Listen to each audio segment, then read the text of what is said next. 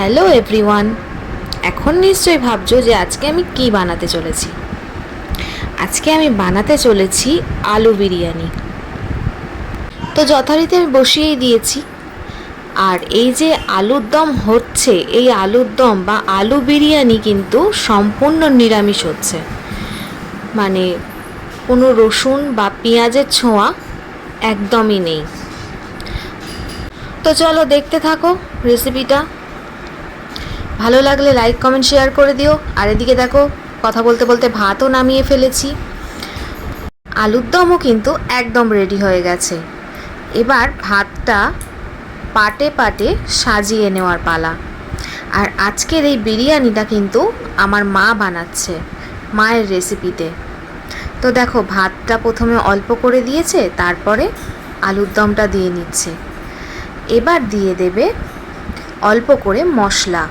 গরম ভাত নামিয়ে নেওয়ার পরে ফুড কালার মিশিয়ে দেওয়া হয়েছে। তার জন্য দেখো ভাতের মধ্যে একটা সুন্দর হলুদ হলুদ কালার চলে এসছে।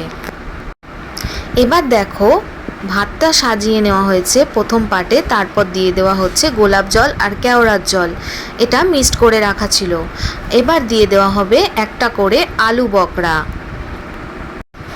ভাতটা লবণ দিয়ে ফুটিয়ে নেওয়া হয় ঠিকই, কিন্তু তারপরেও কিন্তু লবণের পরিমাণটা কম লাগে, তাই প্রত্যেকটা স্টেপে অল্প অল্প করে লবণটাও ছড়িয়ে দেবে। এইভাবেই পরপর 3টে স্টেপ সাজানো হবে। প্রথম স্টেপ কমপ্লিট হওয়ার পরে এবার নেক্সটে চলে এসেছি। এবার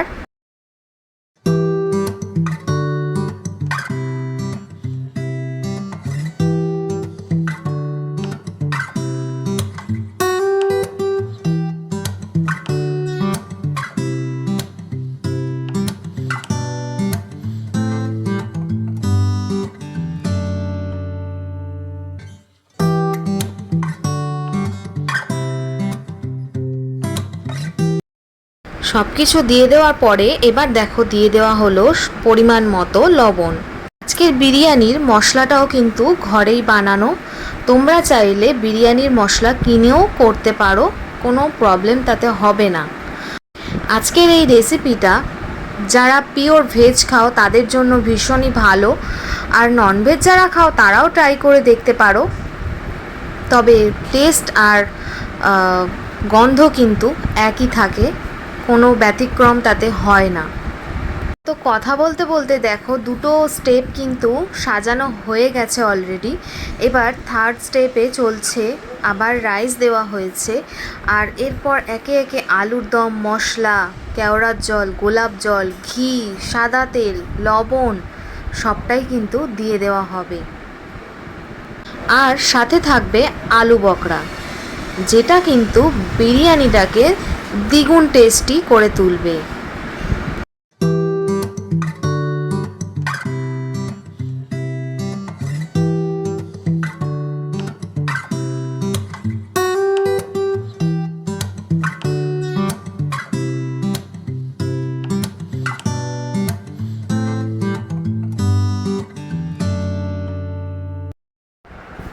সবটা দেওয়ার পরে এবার একে একে আলু বকরাগুলো কিন্তু সাজিয়ে দেওয়া হচ্ছে।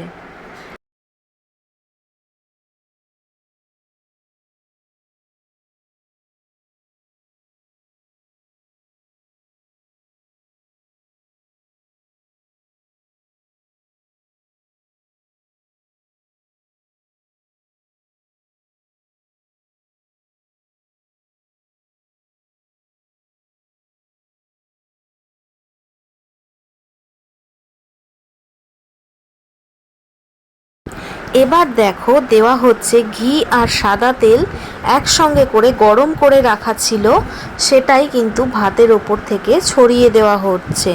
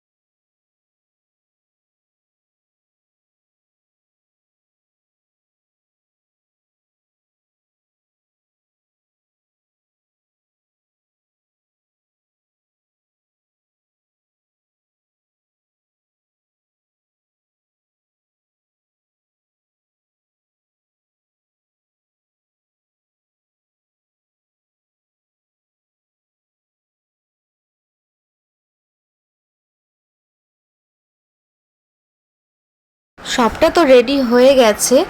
ওপর থেকে একটু সাদা ভাত ছড়িয়ে দেওয়া হলো যাতে দেখতে সুন্দর লাগে।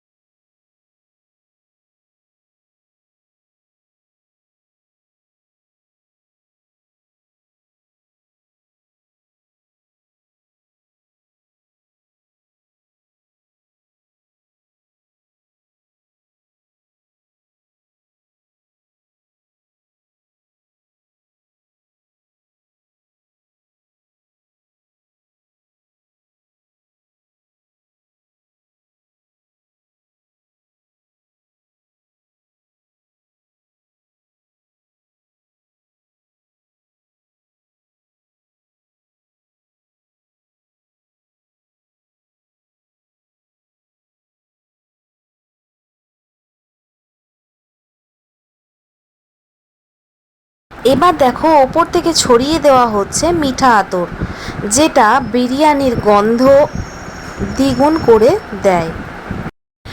সবটা সাজানো কমপ্লিট হয়ে গেছে। এবার ভালো করে ঢাকা দিয়ে গ্যাসের ফ্লেমটা সিম করে গ্যাসের ওপর বসিয়ে দেওয়া হবে কিছুক্ষণের জন্য। আজকের ভিডিওটা এখানেই শেষ করছি। দেখা হচ্ছে আবার নতুন একটা ভিডিওর সাথে খুব তাড়াতাড়ি।